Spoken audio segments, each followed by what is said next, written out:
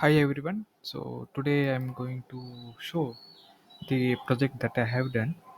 So this code will detect a smile. So it is just a part of the image processing project basics for the beginners. So I will copy paste this entire thing. I will go to Anaconda prompt in Python.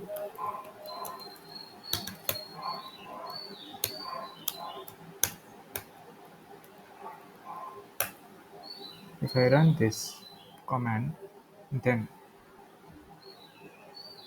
you will have the UI represented, which can access the camera as well. So I'm not smiling. Now I will smile here. You're smiling. Now not smiling.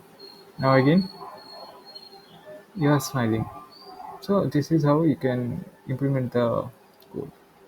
This is a sample project, and in future I will explain much more interesting projects. I will come up. If you have any ideas, you can share in comment box.